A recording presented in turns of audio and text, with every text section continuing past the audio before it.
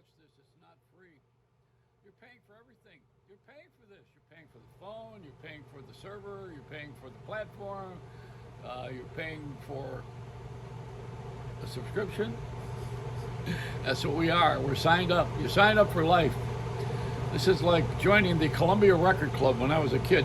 You give them money every month, and they send you an album of your choice of the ones that you choose from. There's 10 albums, and you can choose 2 or 3 of them a month. That's what they used to do with the record club. And we're living that way on television with Amazon and Netflix. Same deal. You know, you pay every month, and you join up. You join up when you get, what do they call it now?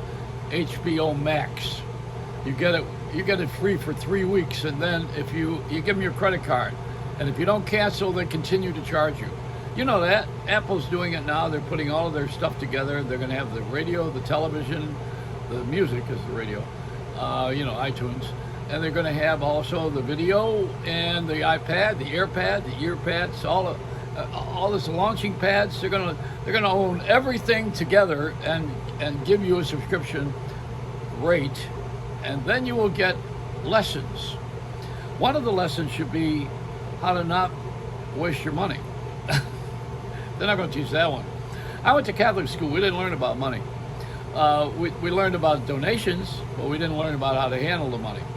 If we learned that, we probably would have not played bingo. That's what that was, and win the door prize.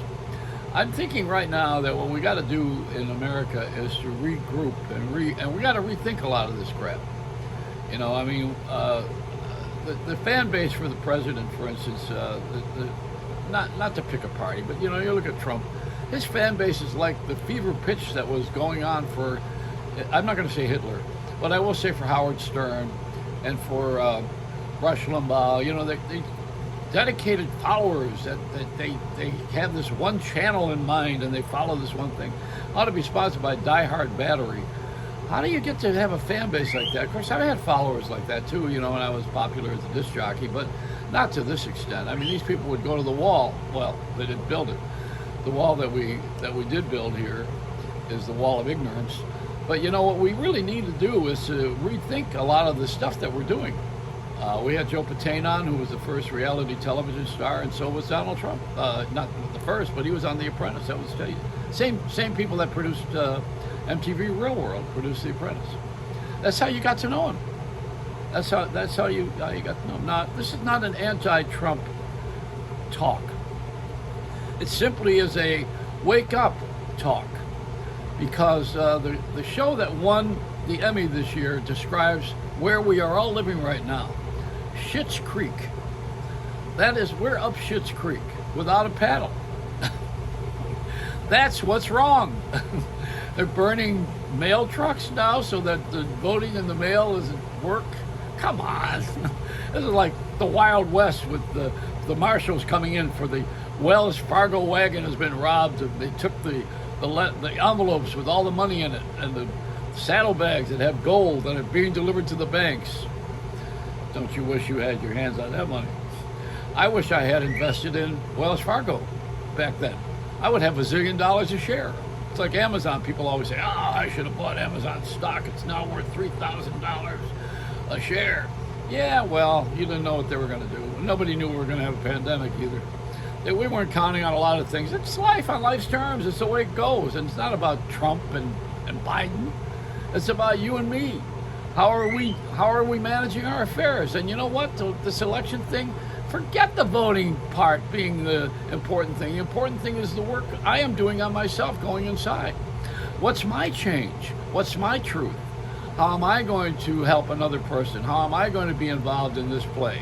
What's my speaking part in this theater of the absurd? Where am I in this play? What role do I have in this play? Is it a musical? Is it a comedy? Is it musical comedy? Is it comedy and conscience? What role? Am I a voice of the media, or am I a voice of the public, a voice of the people? Am I just a selfish prick? What am I? Well, I'm a lot of things, and every day I'm something new. I'm reinvented every day. Get my DNA, you'll see. I was one thing once, and I had that distinction of being one fingerprint, just like one snowflake. And they're all different, but exclusive and original. And that's what everybody is who's watching me right now. You're watching me right now. You're original. You're original. The only thing original now that we celebrate is sin, original sin. We all have that in common, if you believe that. And I think somewhere along the line we need to really wake up and do another show. This is the bad show. It hasn't worked. The show doesn't work. It's not fun.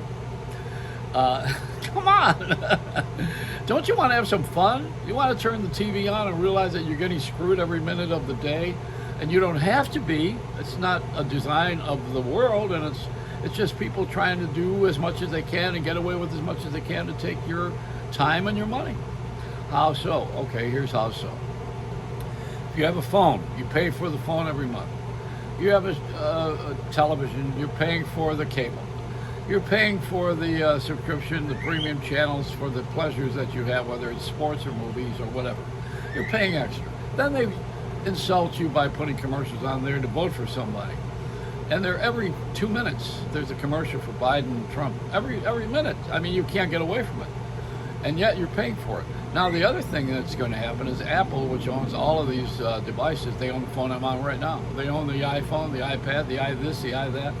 They're putting it all together, and they're going to charge you every month so that you will join their club, and then you will get what they have to offer, which is yoga lessons, self-improvement, hardware, cooking, whatever is your pleasure. You can get that now free on the internet, incidentally, if you know how to Google. But Apple's going to organize it, and you'll have your health. Your watch will tell you how your heart is beating. You won't have to have a COVID test because it'll take place easily on your device. You'll be able to find out by licking the screen, maybe. I don't know how they're going to do it, but the airlines are now figured out that you got to have a COVID test before you get on the airline to go overseas. Why? Because they don't want to spread it? No, because they don't want you to catch it and kill the game of flying. Now they're speaking of those guys, they're all out of money again. We're going to do like we did once before. Remember when we had to support the car business a few years back when they were in trouble, when they all came begging, and of course what pissed everybody off was General Motors arrived, they had the Cadillac division and the Escalade, which is a big seller, and all of the cars, and they arrived in fancy airplanes to ask for a bailout. That's not exactly how you arrive at the relative's house when you want to borrow money. You don't pull up in your brand new shiny car or fly in and say, hey, I need your help. You better have a little bit more humility than that. And the same thing with the airlines now. They need another $1 billion. How many billions they need to keep the thing going? And they're saying, oh, well, we got to keep the airlines up, keep flying. And nobody's on the planes. You don't need to fly. But, frankly, it puts a lot of people out of work, and I don't like it. But I would like to see us all work. I would like to see us all participate in life itself. I would like to see us redesign some of these programs. I think it's about time. Richard Attenborough is going to be on 60 Minutes on Sunday. He's going to talk about the planet. He's done a whole series of those things for years. And now he's telling us what kind of trouble we have, because we have really screwed around too much with the environment, the atmosphere, this ocean floor. That's why we're experiencing all this weather change and everything that's going on that's not fitting for quality life. Wouldn't you like quality life? There was a time when you would go in the backyard and you'd get an egg from the chicken and grow your vegetables and bring them in the house and prepare that for a meal. And maybe your mother would do that, and you would go out in the yard and do the work. She would do the cooking, and the kids would have someone to take care of them, to teach them those skills of cooking and going in the yard and gardening and maybe going to school at the same time. It was all a very different kind of a society. Now we've advanced in many ways. A kid sits in front of a screen like this right now, half of the day, and does a video game with great graphics. I mean, you could put yourself in the picture and think you're the star of Star Wars. When we first did that, I worked on Star Wars. This was an amazing photography and filmmaking. Now it's kind of ordinary, and it's a shame. We lose our appreciation for how far we've gotten, and what we've had to do to get here is what we forgot. If you want what I have, you got to do what I do. And if you want to have peace on earth, you have to not have a gun in your hip pocket. You can own one, register it, and if you don't like to take your life seriously, then you probably will go out and do something that's going to hurt someone else. But if you take yourself seriously and you know that you're a quality person, then you're going to have an inside job. You go inside and make yourself better and have everybody admire you rather than run from you. How about that? Isn't that simple? Why don't we do that on TV? Because it's boring. Because it's not drama. You notice when they make a movie now, if someone dies 1,000 times, they just shoot them. They shoot them up. They don't just die when they get shot once. They have to go through a meat grinder and fall off a building, get pushed in front of a car, have an explosion. How many of these things are you going to go through? It's a comic book. Shazam. I do marvel at life itself. I'm very grateful. And Ruth Ginsburg, God rest your soul. And I know you're going to be meeting with God up there. He doesn't like opera, but that's okay. You'll get along. I think somewhere along the line you will understand that life is an opera. And you have to figure out where you're going to be in the stage of things here. I think also that Ruth Ginsburg's last appearance was in Buffalo. Now that, to me, I was dying to get out of Buffalo. She died after she left Buffalo, which is unfortunate. Great lady and a great person, Jewish lady, being honored in the proper way. All those flowers, don't you ever think of what it might mean to the kids from Princess Di, and how the prince is here with his wife, and those two got to be reliving, well, he's reliving it, his mother's death, when all these flowers were in front of the Buckingham Palace. All the flowers were out in front of Ruth Ginsburg this time. So he probably reflected on his mom being so loved because she was a giver, and she was real and honest. Now that's who we need to lead the government. Where is this person?